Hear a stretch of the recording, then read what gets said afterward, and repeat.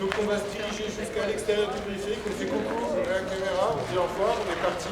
On part faire le tour du périphérique. Avec notre groupe pour cette intensive de plastique, on est allé sur les chantiers de Rosa Parks, à rue de l'Évangile, autour de Marc Zormois, et on a fait des repérages en prenant des photos, des croquis de ce qui se passait sur les chantiers, des grues, des vues, toute la profondeur de l'espace.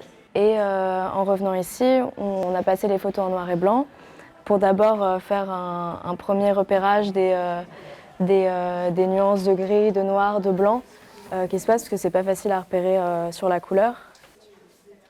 Alors on est passé au chantier pour prendre quelques photos et faire quelques croquis pour après réaliser un travail sur un format plus grand.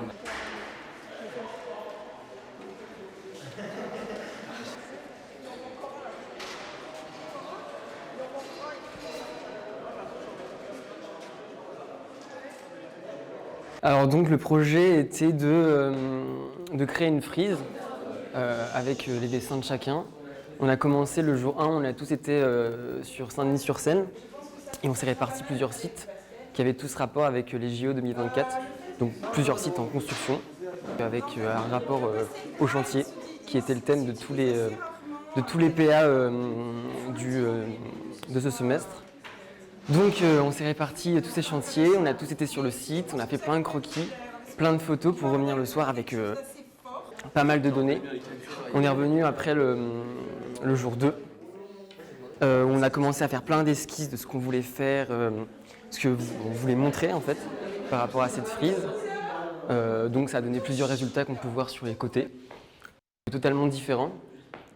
Donc ensuite on a voulu se mettre d'accord sur comment on allait faire cette frise. Et on a voté. On a voté pour un projet, le projet de Julie et Colombe, qui marchait très bien, qui ont voulu jouer donc avec le reflet de l'eau par rapport au bâtiment et créer donc une frise qui joue sur plusieurs axes horizontaux. C'était intéressant et après du coup on s'est tous mis d'accord sur la technique. On a choisi le fusain, une technique que pas beaucoup de gens connaissaient, donc c'était super intéressant d'apprendre ce nouveau style graphique. Et donc on a commencé à dessiner et là on vient de terminer à 15h cette super frise. Alors avec notre groupe, avec la classe, on devait faire une maquette. Et pour cela, notre professeur nous a demandé d'aller prendre des photos de chantier et d'aller chercher des objets des objets qui se trouvaient dans notre environnement ou des objets qu'on avait trouvés dans un chantier. Et avec ça, on a essayé de faire une maquette. Construire un chantier inachevé à partir de gestes et de principes de sculpture, avec du carton et des maquettes récupérées à l'école, du matériel hétéroclite trouvé à la maison. En dessin, chacun fait un ou plusieurs dessins au fusain à partir d'images ou de mémoires ou d'inventions. Chaque travaux trouvera à s'organiser pour créer un vaste paysage de chantier. On est le groupe 8. Nous, on a eu vraiment de la chance parce qu'on est tombé sur quelque chose qui parlait vraiment beaucoup à notre enfance, les caplas. On ne s'appelle pas réellement comme ça, mais voilà.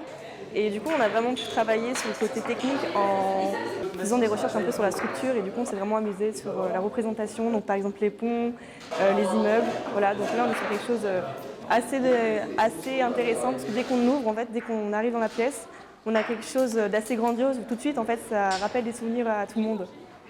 Notre œuvre, à moi et à Julien, s'intitule Le Gisant.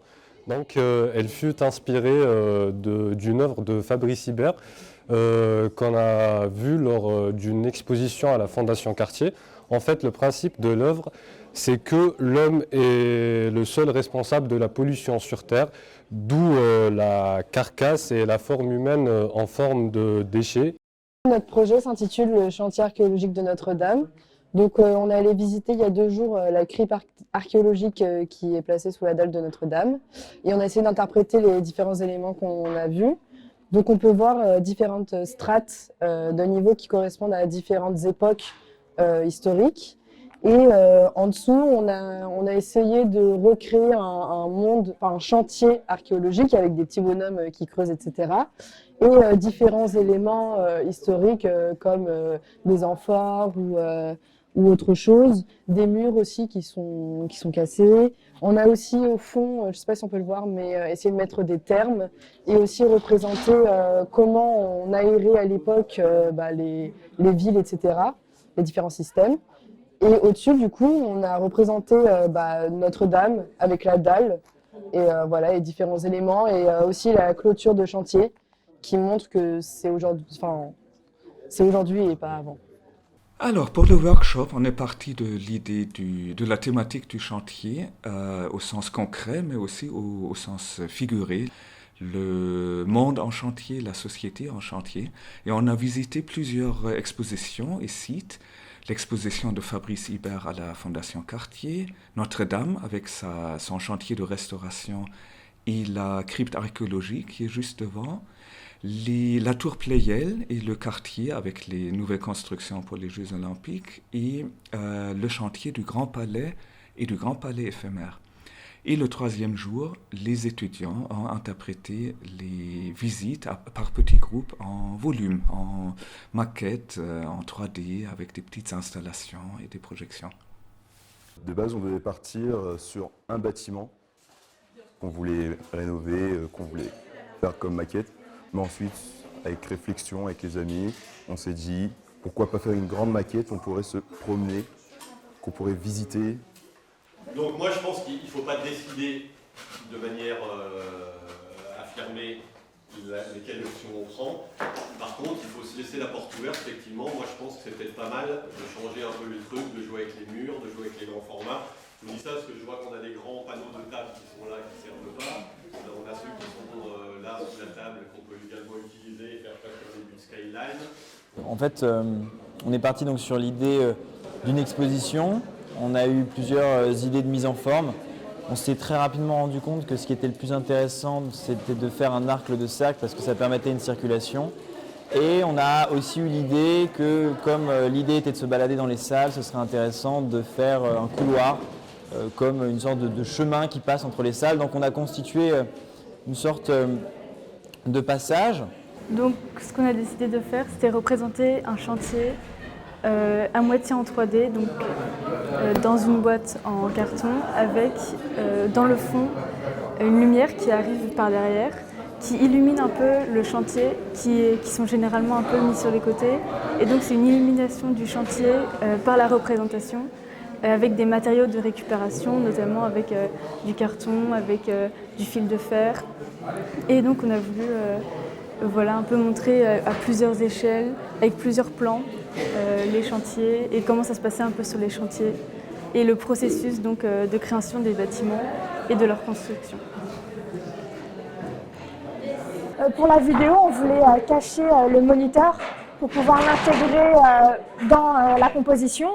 Et pour ça, on a essayé de reprendre les thématiques du chantier et notamment, on voulait mettre en avant les graffitis qu'on retrouve très souvent. Donc c'est pour cela qu'on a fait une sorte de pilier qui encadrait l'écran avec des graffitis et on a décidé en plus d'ajouter une grille notamment pour vraiment rappeler le chantier et les grilles qui séparent la partie privée de la partie où il y a les travaux. Donc avec le PA de Flavie Pinatel, on a décidé de faire une ville un peu fantastique qui s'appelle la Dream City. Donc on s'est inspiré de King Les qui fait des maquettes avec... il réutilise plein de matériaux et il fait des bâtiments assez fantastiques. Et du coup nous on s'est mis en collectif pour faire une espèce de ville. Et donc on a utilisé un code couleur. En fait le but c'est que tous les PA ici à la Villette font un espèce de chantier avec des maquettes. Et donc nous on a fait un espèce de chantier dans un monde un peu féerique, un peu tout coloré, tout joyeux. Et donc par exemple on a utilisé tous à peu près les mêmes peintures, des bombes dorées, de la peinture acrylique de toutes les couleurs. Après certains ils ont utilisé des fils pour faire un pont par exemple ici. Et, Nous avons créé la Dream City. Alors le but de notre travail, c'était de créer des amulettes qui s'adapteraient à la verticalité du mur pour créer des sous-espaces. Donc comme par exemple ici et là. Et après on va avoir un jeu de couleurs où on devait placer soit des points, soit des traits de couleurs sur nos amulettes pour après faire un travail entre de la craie et des taches de couleur. Donc les taches de couleur correspondent à celles de nos amulettes. Et c'était un travail d'aplat et en même temps, on devait, avec le trait et la couleur, faire quelque chose de complet et indépendamment l'un de l'autre.